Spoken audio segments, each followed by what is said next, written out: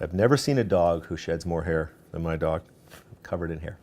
You look at all the front of book matter, the half title page, the acknowledgement page, should be at the back, the table of contents, the foreword, the introduction, and the research clearly shows the majority of book buyers usually don't read most or even any of that stuff.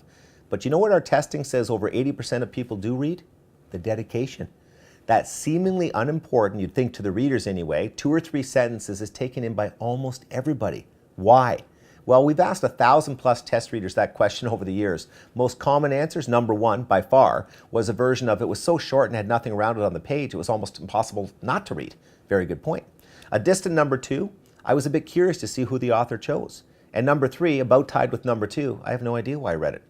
Interestingly, regardless of the reason for reading the dedication, very few remember to whom the book was dedicated or why not long after seeing it. That's because, quite bluntly, most dedications seem pretty much the same, or maybe more accurately, they're exactly what you would expect. Nothing stands out, nothing surprises, or delights, or evokes emotion, or even makes the reader think. Huge, I repeat, huge wasted opportunity. When you write nonfiction, you're trying to educate, to inform, to entertain. It's so much easier to do those things effectively if the reader feels a connection to you, if you seem real, if you seem likable. For heaven's sakes, the reader's about to spend hours with you. It's a relationship. It really is. Make a good and memorable first impression. Intrigue the reader. Pull him or her in a bit. It really doesn't take much thought to do this, but it can make a huge difference. A lot of fiction writers have written wonderfully distinct dedications. Maybe on average, fiction writers are a bit more creative, on average. But few nonfiction writers seem to. That said, we have seen some great ones. A fellow sent us a manuscript years ago on surviving abuse. His dedication, to me when I was a little boy.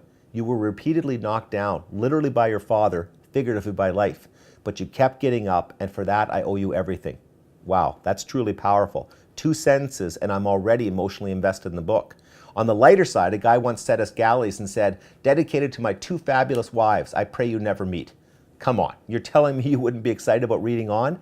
Give the dedication page more thought. You'll be glad you did.